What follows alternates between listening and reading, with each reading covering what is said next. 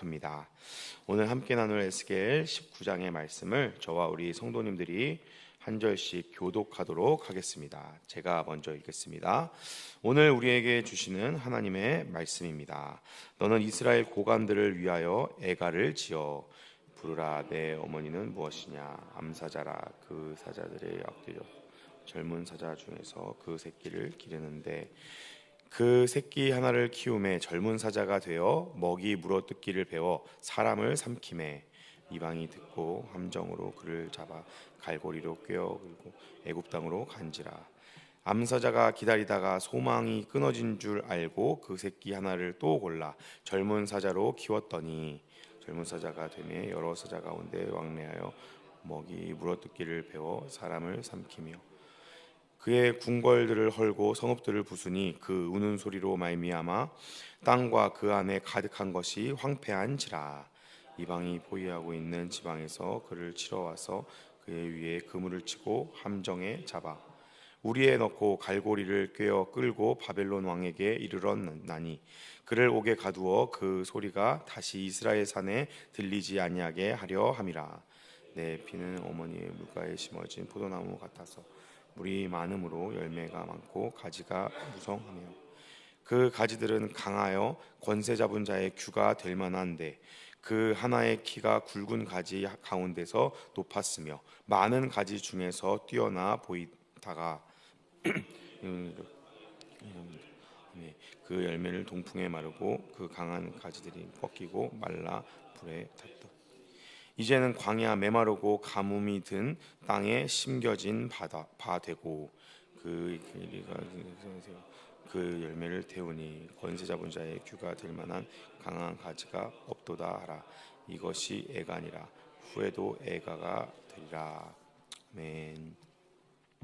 오늘 우리가 함께 나눌 이 에스겔 19장의 말씀은 다윗 왕조의 쇠락의 길에 대해서 우리에게 말해주고 있습니다. 그래서 1절부터 9절까지의 말씀은 암사자 비유를 통하여서 이 다윗 왕과의 두 왕의 비참한 말로에 대해서 알려주고 있고 10절부터 14절까지는 포도나무 비유를 통하여서 이 유다 나라와 다윗 왕조의 쇠락에 대해서 이야기해주고 있습니다. 그래서 에스겔 19장의 말씀은 창세기 49장에 나오는 야곱의 마지막 아들들을 향한 유언 가운데에 유다를 향해 야곱이 약속했던 축복의 말씀들이 취소되는 것을 우리에게 보여주고 있습니다. 그래서 이 유다의 멸망이 얼마나 이 이스라엘 백성들에게 큰 손해인지를 우리에게 보여주고 있습니다.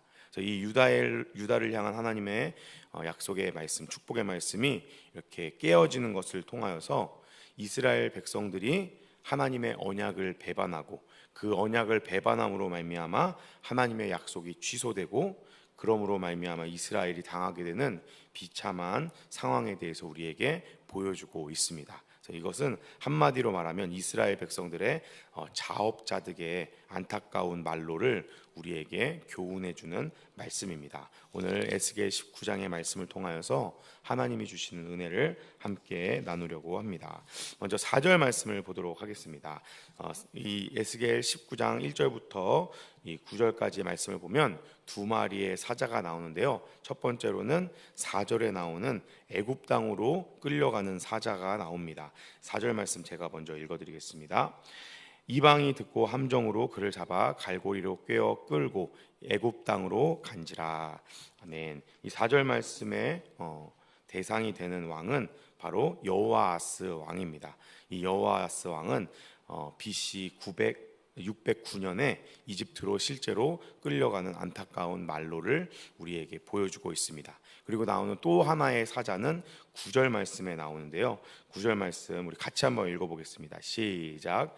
우리에 넣고 갈고리를 꿰어 끌고 바벨론 왕에게 이르렀나니 그를 옥에 가두어 그 소리가 다시 이스라엘 산에 들리지 아니하게 하려 함이라. 아멘. 이 9절의 대상이 되는 왕은 바로 여호야긴 왕입니다. 여호야긴 왕은 BC 597년에 바벨로니아로 끌려가는 모습을 우리가 살펴볼 수가 있습니다. 그래서 이 말씀은 제가 아까 서두에 말씀드린 것처럼 창세기 49장에 나오는 야곱이 유다를 향하여 했던 축복의 말씀이 이렇게 꺾여지는 모습을 우리에게 보여주고 있습니다.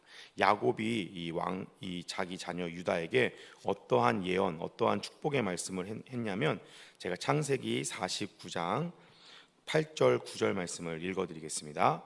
유다야 너는 내 형제의 찬송이 될지라 내 손이 내 원수의 목을 잡을 것이요 내 아버지의 아들들이 내 앞에 절하리로다.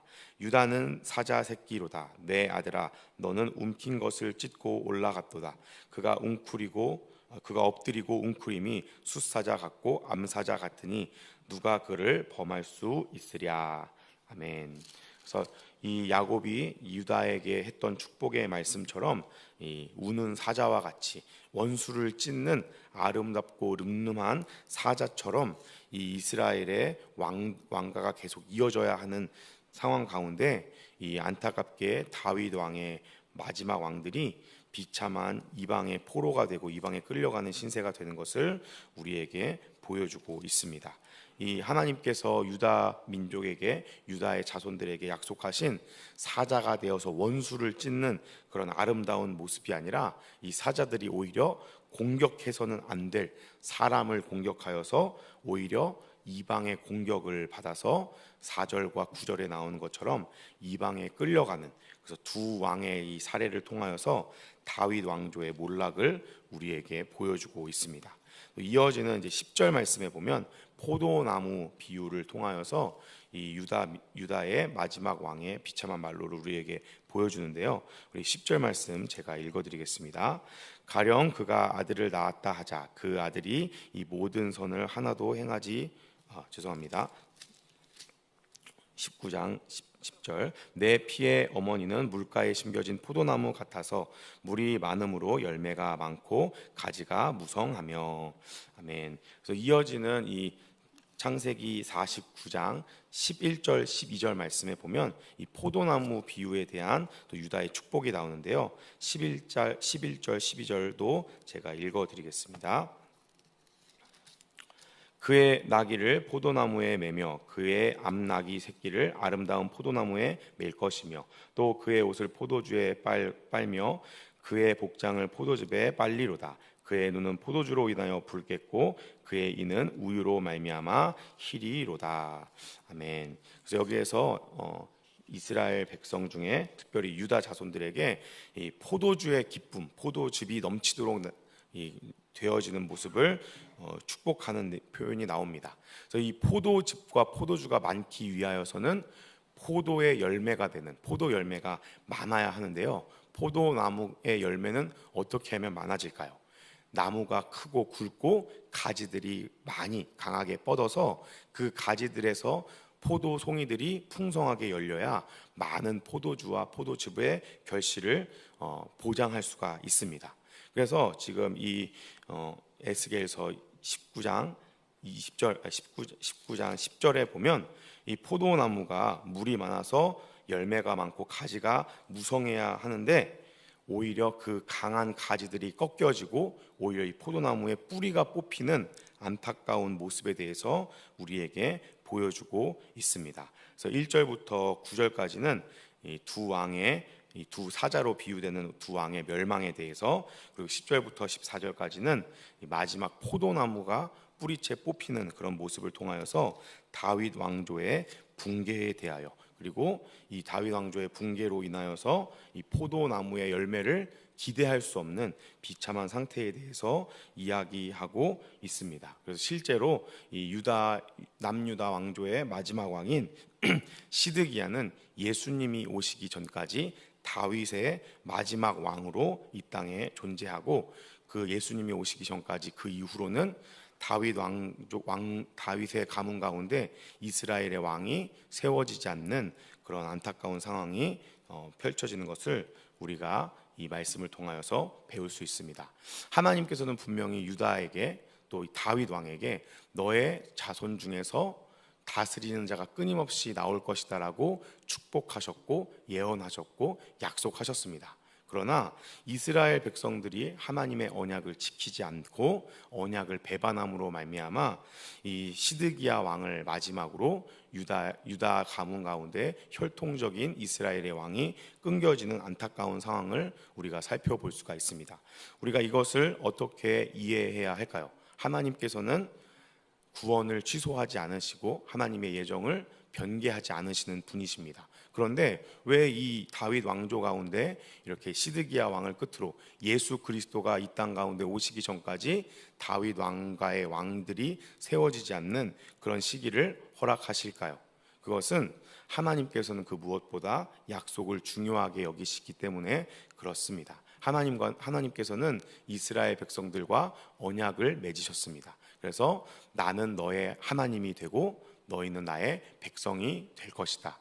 내가 거룩하니 너희도 거룩하라라고 이스라엘 백성들과 언약을 맺으셨습니다. 그러나 이 이스라엘 백성들은 하나님과의 언약을 저버리고 하나님보다 다른 것들을 더 따르고 섬기기 시작하였고, 그것에 대해서 하나님께서 책망하시고 그들을 회개케 하기 위하여 이러한 안타까운 일들을 허락하심을 우리가 살펴볼 수가 있습니다. 그러나 이 이스라엘 백성들이 이렇게 범죄하고 하나님의 언약을 꺾었다고 해서 하나님께서 이스라엘 백성들을 완전히 버리시지 않으시는 모습을 우리는 볼 수가 있습니다. 이스라엘 백성들이 자신들의 힘과 능력으로 하나님과의 약속을 지킬 수 없으니까 하나님께서는 자기의 하나밖에 없는 아들 예수 그리스도를 유다의 혈통으로 아브라함의 자손으로 이 땅 가운데 보내셔서 영원한 왕으로 세우셨습니다. 그래서 하나님께서는 이스라엘 백성들이 스스로 지킬 수 없는 그 언약을 하나님께서 본인이 스스로 지키심으로 이 율법과 언약을 완성시키셨습니다. 사랑하는 우리 동관교회 성도 여러분, 우리의 신앙생활의 희망과 소망이 여기에 있는 줄로 믿습니다. 우리는 감히 하나님의 뜻대로 설 수 없고 하나님께서 원하시는 대로 살 수 없는 연약하고 비참한 범죄한 인간입니다. 그러나 하나님께서는 그런 우리를 포기하지 않으십니다. 우리가 할 수 없으니 하나님께서 친히 인간의 몸으로 이 땅에 오셔서 그 약속을 이루셔서 그 의로 우리를 의롭다 여겨주심으로 말미암아 이 하나님과의 언약 관계를 새롭게 갱신하시고 이루는 모습을 우리는 확인할 수 있습니다. 그래서 우리가 신앙생활을 하다가 때로는 넘어지고 때로는 주저앉고 하나님보다는 세상을 향하여 바삐 움직이는 불쌍하고 비참한 인간이라 할지라도 우리는 다시 돌이켜야 할 줄로 믿습니다. 왜냐하면 우리가 할 수 없는 그것을 하나님께서는 하십니다. 하나님께서는 능치 못함이 없으신 분이십니다. 우리가 못하면 본인의 힘으로라도 그것들을 이루셔서 우리를 하나님 나라로 이루시는 하나님의 구원의 계획을 이루어 가시는 분이신 줄로 믿습니다. 우리 성도님들의 삶 가운데에 이 하나님의 놀라운 은혜와 우리를 포기하지 않으시는 놀라운 사랑의 손길이 가득가득 넘치시기를 예수님의 이름으로 축복합니다. 우리 마지막 14절 말씀을 보면 14절 말씀 제가 읽어드리겠습니다. 불이 그 가지 중에 하나에서부터 나와 그 열매를 태우니 권세 잡은 자의 규가 될 만한 강한 가지가 없도다 하라. 이것이 애가라. 후에도 애가가 되리라. 아멘.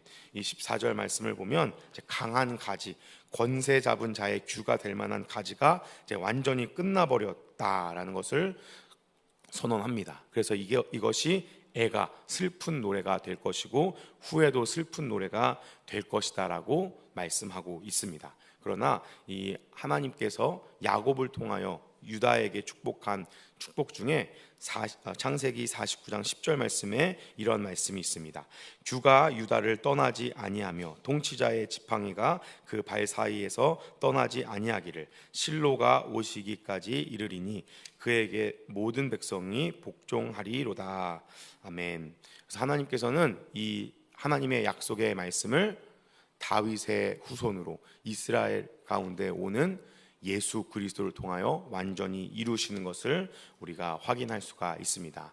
사랑하는 우리 동관교회 성도 여러분, 혹시라도 인생을 살아가다가 아픔과 슬픔과 내가 어떻게 할 수 없는 큰 장애물 앞에 좌절한 인생들이 있다면 그 가운데 하나님의 위로가 부어지기를 예수님의 이름으로 축복합니다. 왜냐하면 더 좋은 일이 일어날 것이고 하나님께서 그 모든 것들을 가운데 은혜를 베푸실 것이기 때문이 아니라 우리가 할 수 없는 그것을 하나님께서 이루시기 때문에 그렇습니다. 하나님의 약속의 말씀은 결코 이루어지지 않는 법이 없습니다. 하나님께서는 자기 백성을 끝까지 책임지시겠다라고 약속하시고 말씀하셨습니다.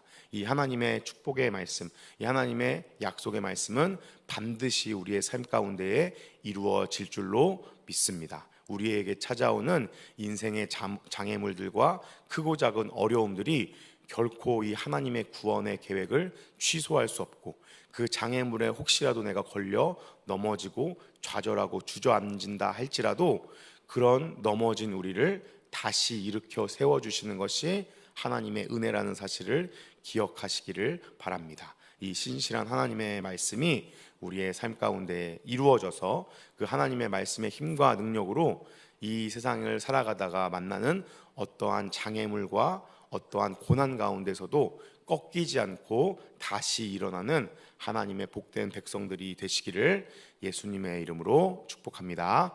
우리 성도님들의 삶 가운데에 이 신실한 하나님의 약속의 말씀이 늘 함께 동행하시고 그 말씀이 나의 삶 가운데 이루어지는 것을 경험하게 되는 놀라운 축복이 있기를 예수님의 이름으로 축복합니다. 우리 함께 기도하도록 하겠습니다. 오늘 말씀을 붙잡고 함께 기도하겠습니다. 그리고 우리 교회를 위해서도 함께 기도해 주시기를 바랍니다.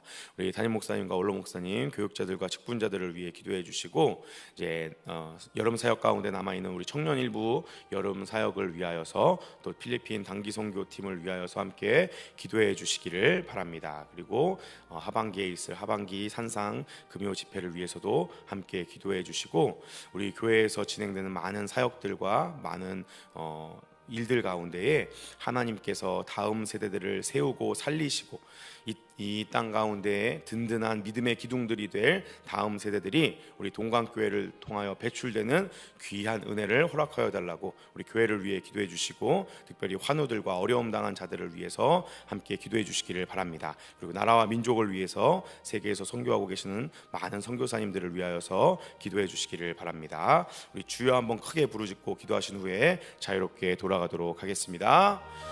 주여